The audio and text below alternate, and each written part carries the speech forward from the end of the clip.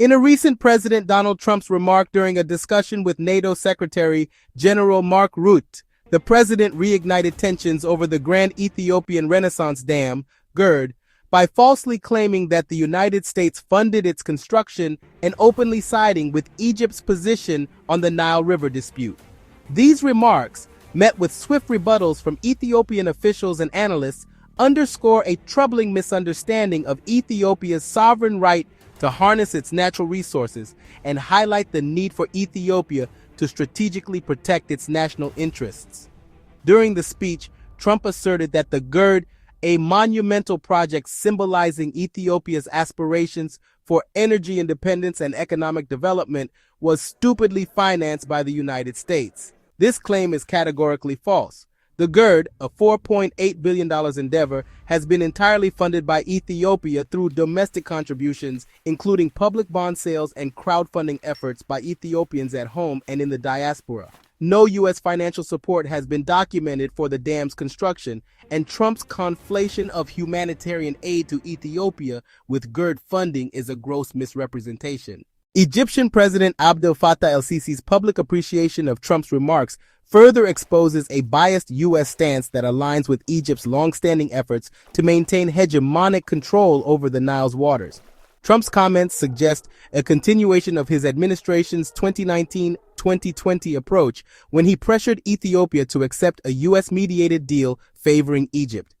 This bias not only undermines Ethiopia's sovereignty, but also disregards the equitable principles of international water law, which support Ethiopia's right to develop the Blue Nile for its 120 million citizens, over 60% of whom lack reliable electricity. Ethiopian Prime Minister Abiy Ahmed's recent announcement that the GERD is set for inauguration has sparked debate about its timing. While the announcement reflects national pride in a project nearing completion, it contrasts sharply with the strategic secrecy maintained by the late Prime Minister Meles Zenawi during the dam's inception in 2011.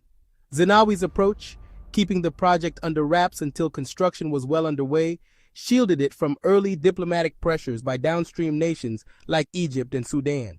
Announcing the inauguration prematurely risks amplifying external interference, particularly from actors like Trump, who may exploit the moment to escalate rhetoric or push for concessions. A more prudent approach would have been to delay the announcement until the eve of the inauguration, preserving Ethiopia's leverage in ongoing negotiations. The GERD is a cornerstone of Ethiopia's development agenda, poised to generate 6,450 megawatts of electricity and lift millions out of poverty. It also embodies Ethiopia's assertion of its right to utilize the Blue Nile, which contributes 85% of the river's flow, but has historically been monopolized by Egypt and Sudan under colonial-era treaties. Trump's suggestion that the U.S. has authority over the dam or that Ethiopia is blocking the Nile is baseless. Studies confirm that the GERD's phased filling has not significantly reduced downstream water flows.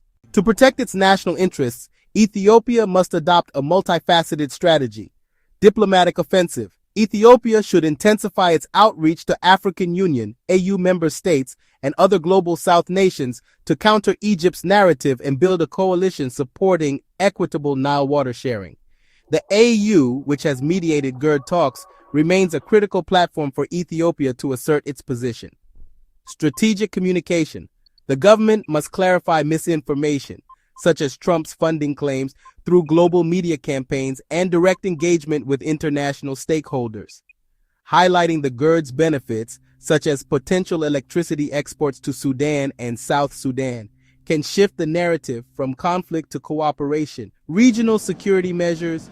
Ethiopia should bolster its military and cybersecurity defenses to deter any escalatory actions, given Egypt's history of threatening military intervention over the GERD.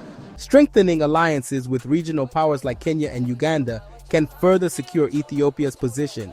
Domestic unity. The government must rally its citizens around the GERD as a symbol of a national resilience, ensuring that internal political divisions do not weaken Ethiopia's resolve in the face of external pressure.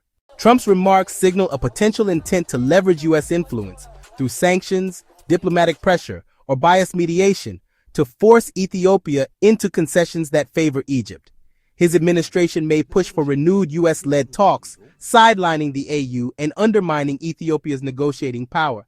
Such moves would align with his pattern of prioritizing allies like Egypt while dismissing Ethiopia's developmental needs. Ethiopia must reject any U.S.-centric mediation and insist on AU-led negotiations, which are more likely to respect its sovereignty.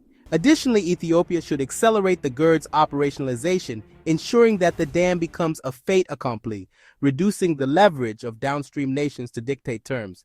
Engaging neutral international experts to validate the dam's minimal downstream impact can further legitimize Ethiopia's position. President Trump's misinformed and biased remarks about the GERD threaten to escalate tensions over a project critical to Ethiopia's future. By falsely claiming U.S. funding and siding with Egypt, Trump undermines Ethiopia's sovereign right to develop its resources. While Prime Minister Abiy's premature announcement of the GERD's inauguration may have invited scrutiny, Ethiopia can protect its interests through strategic diplomacy, robust communication, and regional alliances. The GERD is not just a dam. It is a testament to Ethiopia's resilience and determination to chart its own path.